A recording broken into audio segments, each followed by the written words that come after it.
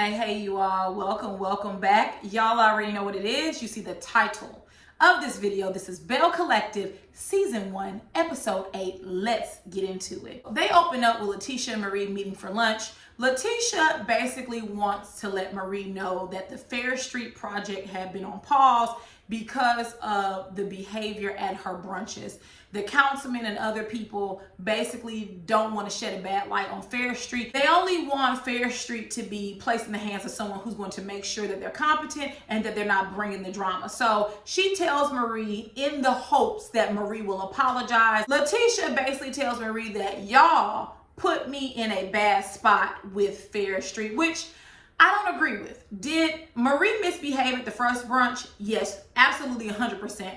But when you compare the first and second brunch, they really were very different. I felt the first brunch was more so made for TV. I mean, they're on a reality show, so of course it's made for TV. But I felt like it was literally just a scene, because when you go back and look at that brunch, it was a handful of randoms and it was some of the cast there. And Marie came in and made a beeline for Latrice. So while Marie was wrong, the second brunch is where the councilman and the elder that was present, that's where the chaos ensued. And that chaos was started at the hands of Caitlin, right? So I don't believe that's Marie's fault. I don't think Marie initiated anything. If anything happened, Marie and Essie attempted to direct the energy and the room back to Letitia so that she could tell them more about the project. It was really Caitlin that caused all the issue. Her walking out, her causing a scene, her crying, like all of that was unnecessary. And I don't personally see how that's Marie's fault. But Marie did the thing that a good friend would do. She apologized and basically said she would never want Letitia's businesses to be compromised. Letitia then fills her in on the sistervention and tells Marie that basically the ladies think you're a hindrance to my business and they want you to stop hanging out with me, or they want me to stop hanging out with you.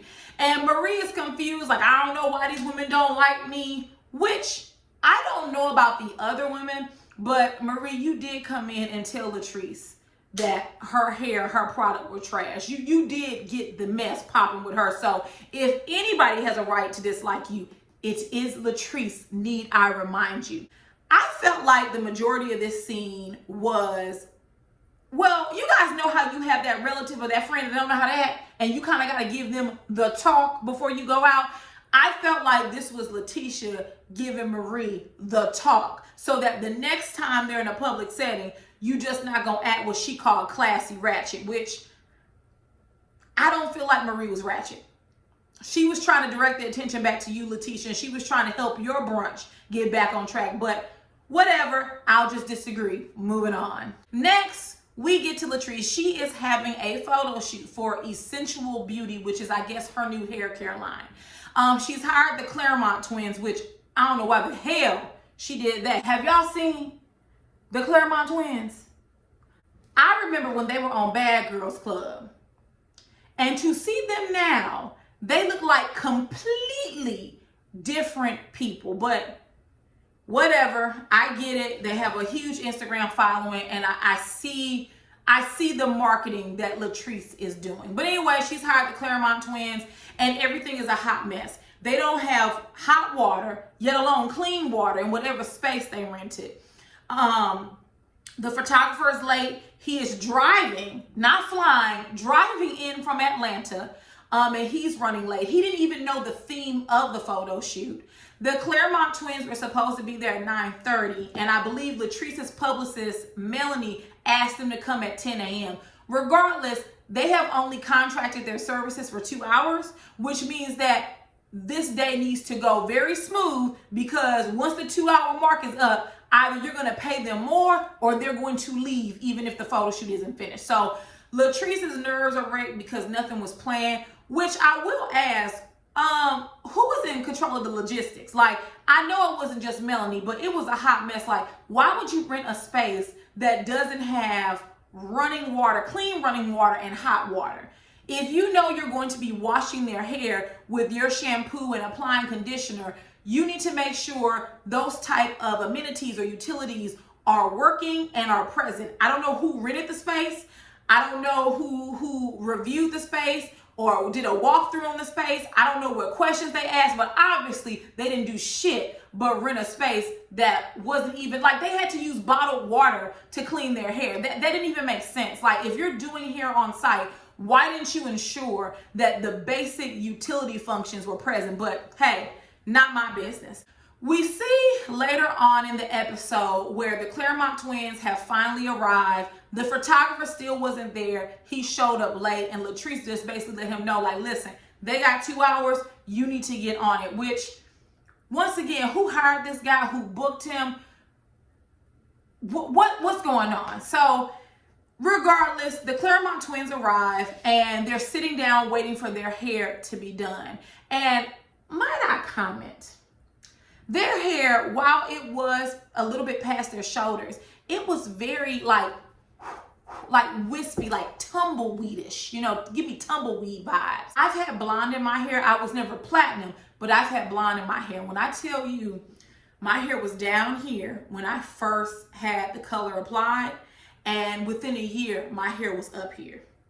It literally broke my hair off, like to the point where my stylist said, yeah, today we're gonna stop this. Like, we have to change your hair. We have to dye it back black because your hair has just been breaking off. And I know you like the blonde girl, but we gotta stop the bleeding because you won't have any hair in a minute. And y'all, it took a long time for my hair to recover from that. Not only did it break off, it did thin it a lot. So shout out to my hair because it was not looking like this. I didn't have this much hair on my head after I got done coloring it blonde, and I could see on the Claremont's hair that their hair looked very, very thin, and they had like a platinum blonde. So I know that must be difficult when it comes to upkeep. So they did their hair. The photo shoot was a success. Latrice was happy with how it turned out, but I will point out something.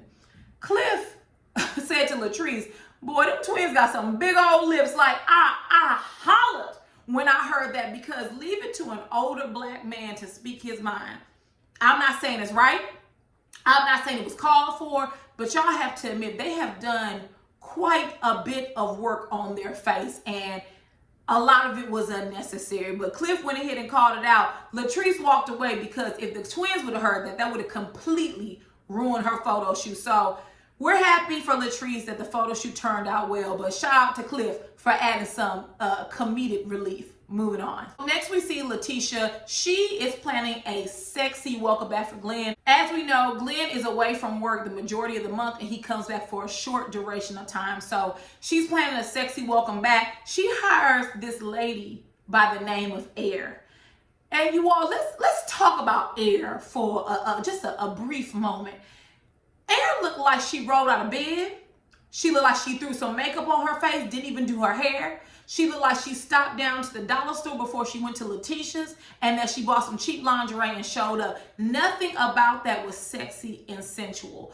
Air's purpose was to serenade Glenn with a song that expresses Letitia's feelings and love for him. The plan was to have her hide in the closet, and their code word was everlasting or everlasting love. She was supposed to pop up, surprise him, and start singing. In the meantime, Letitia is cooking, because you all, nothing about that meal was homemade. I know glory greens when I see it. And Letitia, you ain't fooling me. You probably fooled Glenn, but you ain't fooling me. Eventually Glenn arrives, but you all want to point out something. Does Letitia live in that house? And I only ask because I don't see any pictures. I don't see any lamps. If they do live there, it looks like they just moved in and they're still trying to piece together their house. Like, their bedroom was empty. Did y'all see the curtains that was up to the window? I mean, you picking up what I'm putting down? Like, it just doesn't look lived in. It looks real rented-ish. Now, maybe it's not, but it doesn't look like they actually stay there. That's none of my business. Just something I peeped once they got in the bedroom. So they get in the bedroom and she's talking and she keeps saying everlasting and everlasting love, and Air refuses to pop out. I just want to say, Letitia, if you paid that lady $5. It was $5 too much. Like, I don't know where you found her from, but you need to send her back smoking, because she did not do a good job. She didn't look the part. If it's gonna be sexy and sensual, that's not what she gave me. But let me tell y'all something. When Air popped out that closet and she began to sing, baby, Mr. Glenn could have eaten her whole. I mean, the way he was looking at her up and down, he wasn't even paying attention to the song. He was strictly focused on Air. And it was ironic that after she finished singing, he literally his eyes followed her from the bedroom all the way to when Letitia and Air walked out the door. Like, to me, that was a little much. I am not naive to think that my spouse doesn't look at other women. He would be naive if he think that I don't take a look every now and then at other men. But it's supposed to be tastefully done. I would never do it to insult my partner, and vice versa. Like, we both have eyes. We both have our idea of what attractive is. But he could have gobbled her up. What does Meg Thee Stallion say? Gobble me, swallow me, drip down the side of me. Like, literally, that was Glenn. He could have gobbled her down. It was the most cringe scene that we've had with Letitia and Glenn thus far. To be honest, I think Glenn thought he was gonna have an extra partner in the bedroom, shall we say. Next, we get to Tambra, who has filmed a reel because she wants to show her managers, and I guess send it out because her goal is to go national. So I'm thinking that she wants to have some type of syndicated show like The Breakfast Club, right? So that's what I'm thinking, you all. I don't really understand radio. Radio's structure seems very convoluted and very complicated. Like, I don't understand it. Like, that is an area that I am completely ignorant in. Anytime I read up about it, it just seems like there's so many levels, and it always just blows my mind because it's radio. Like, who would have thought it would have had all of this to it? But basically, Tambra wants to expand her career and she wants to go national. She calls on her good friend, Gary with the T. We know who Gary with the T is, to review her reel and give her feedback. Well, y'all, she plays the reel for Gary, and Gary hates it. You can tell when he's watching it. He's twisted. And he's just looking confused. He is not impressed. And he tells Tambra that he doesn't like it. One, because she doesn't dress the part. As soon as he said that, I understood what he meant. One, Tambra, you have to get you a professional makeup artist, and you also need to redo your hair. Your hair looks like you took 100 bundles, sewed them on, and plopped it on your head. It's too thick. It's too big. It's giving me old school Texas vibes, like the big, huge, like Dolly Parton hair. And so he doesn't like her look. He tells her to look at other journalists in the game and how they interview people, which I will say, you all, journalists don't dress like they used to. I remember when I was a kid, the men wore suits and the women wore suits. They would wear like skirt suits, right? Nowadays, you turn on the TV and the women are wearing their best Fashion Nova dresses and Christian Louboutin shoes. Like, I promise you, I don't know if it's just in Texas, but you turn on the TV and the women look like they went down to Forever 21 and said, oh, I'll get that bodycon dress. They throw it on and come on air. Like, maybe this is the old school in me. Maybe this is the more traditional vibe in me. I just feel like you should present yourself professionally. I have nothing wrong with a dress. I have nothing wrong with the dress being semi-fitted, right? Because I don't like baggy clothes, right?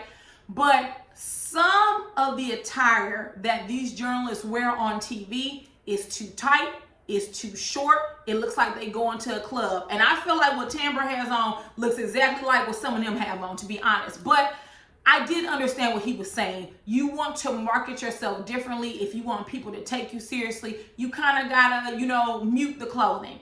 He then tells her about her voice, which you all, Tambra's laugh is out of control. And I can't even be mad at her because I too have a very hearty and loud laugh, especially when something surprises me or when I'm really tickled. So I can't even be mad at Tambra for that, but I get it. He's basically saying like the way she talks, she has to kind of pull it in. And Tambra takes it as, oh, so I can't be myself. And it's not that you can't be yourself. Well, you know, it is. You can't be yourself. You have to tweak yourself, just like you do for every other job. You can be yourself, but you have to tweak it to fit the company culture. That's a totally different video for a totally different day, because I refuse to, I refuse to give in to that type of culture. You know, I'm not going to change my voice. I'm not going to say, hi, my name is Conchera Canary. I don't talk like that. I talk like this. This is my voice. I don't think there's anything wrong with my voice or how I pronunciate things. So, you know, I feel Tambra, but that's the market she's in. So good luck to Tambra, because it seems like a very tough industry. Moving on. Next we see Letitia and Glenn. They have gone to visit their balance coach. And while there, they do a role play activity. So he pretends that he's Letitia and Letitia pretends that she's Glenn. They both walked away understanding how they approach one another. So Glenn realizes that he comes in and he just starts complaining and finding things that are wrong, instead of, you know, coming in, having a welcoming vibe and not being on his wife's back. Letitia realized that she is always looking at her phone, like she's constantly looking down at her phone when she's talking to him, and actually not giving him the attention that he needs. So they walked away from the role-playing activity, learning something new about the other, which I think a role-playing activity always works, because you can always think something about yourself, but it's how the other person views you. Like, what is it that you're doing that's causing your communication breakdown? So I thought that was a good activity for him. Now, this next scene befuddled me, because Glenn presents his contract and he basically says that he wants 50% of all of Letitia's businesses, which, hell no, but okay. Letitia gives him a contract back. She calls it a post-nup. And she agrees to give him 51% of all her businesses, as long as he promises to love her and that he reproposes and that they have a vow renewal. Girl, what? I wouldn't give Glenn the skin off my behind. Those are your businesses. I'm not saying that he can't have a percentage of it, but you're going to give him the majority of your business as long as he just renews his vows with you. That's it? Like, ain't nothing else in that contract? Like, you're going to give him 51% of what you worked for as long as you have another marriage ceremony. Letitia, and I say this very respectfully, what type of mind expanding drugs are you on? Honey, you better give him 49% and tell him to take what's good. What the hell?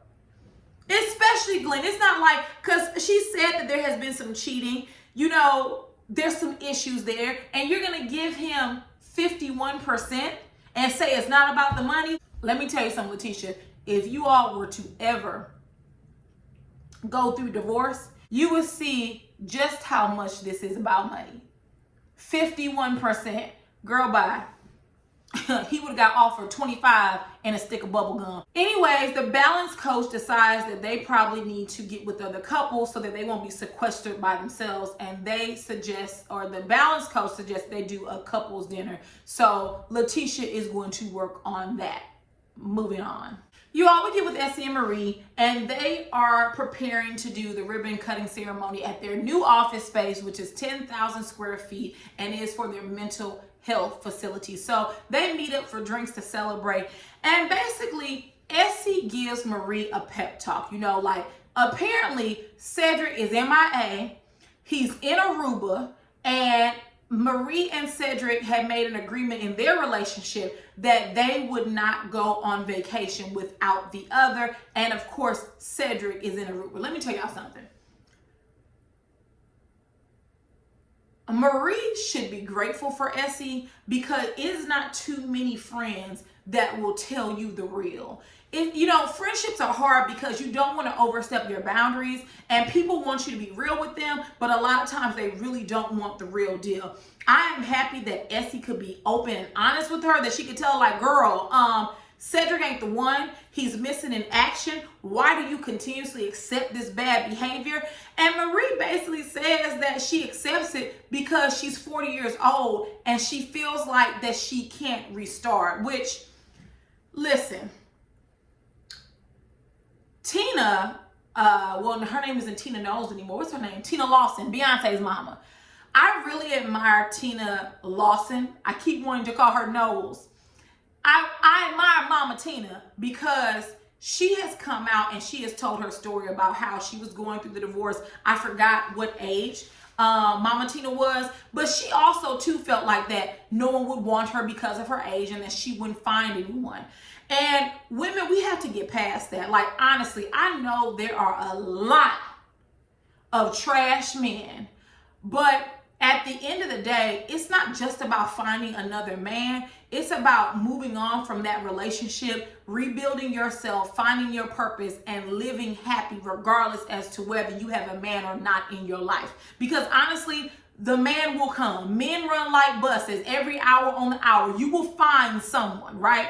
But you have to get yourself straight first. So I'm glad Essie gave her that pep talk. I'm glad Marie has hit her, I won't say breaking point, but she's hit her finishing point with Cedric. She realizes that obviously he's doing something. You just don't go out of town to Aruba and go by yourself. He's obviously with another woman, or he's meeting another woman there. So later on, we see that Essie and Marie are packing Cedric boxes. By that time, he was supposed to have come in town, I guess, 2 days prior, and she hasn't heard from him again. They pack his boxes, they drop him off at his house, and Marie is ready to start over anew. Good for Marie, and shout out to Essie for encouraging her to expect better and to accept better. Like, literally, this relationship is over. Cedric has never provided you anything except a warm body, if that, because if he was around, if he decided to come to your house or y'all's house and stay, if not, he was missing in action. So good for Marie for not deciding to hang on to this loser, because he's caused you more harm than good. And as Marie said, this is a joyous occasion. It's a momentous occasion. You are about to have a ribbon cutting ceremony for your mental health facilities. Like, you have finally arrived in your career and you got this additional baggage. Nah, bye said, bye. You need Lee's hand. Bye said, bye. Moving on. We get to the couples dinner and Letitia has invited Cliff and Latrice, Melanie, and some random guy that she's dating, and she's invited Marie. So first we see Latrice and Cliff arrive and Melanie and her guy arrive, which Cliff and Glenn hit it off right away. You all, Cliff is that, remember I said that cousin or relative that doesn't know how to act in public and you gotta kind of tap their hand and give them a pep talk before you go out? Cliff is that guy. Like, literally, Letitia was just saying to them why she decided to have the couples dinner, the Black Love edition, and she was saying how her and Glenn, they don't do couples day. Cliff goes, me either, I feel you. I feel like whenever we see Cliff, he's drank like some scotch or some like Crown Royal before he arrived at the event. Like, Cliff always has a red cup in his hand. He always looks stressed to be someplace. Like, he's just looking around like, why am I here? And it may be because he's not adjusted to the cameras yet, so he always kind of feels uncomfortable, but he's always speaking out of turn, and it just embarrasses the hell out of Latrice. But I ain't gonna lie, half the time it be low-key funny. So the killer of the scene is that Marie comes in, and honey, Marie comes in with like this mauve pinkish color silk outfit and has a new man with her. So let me tell you something.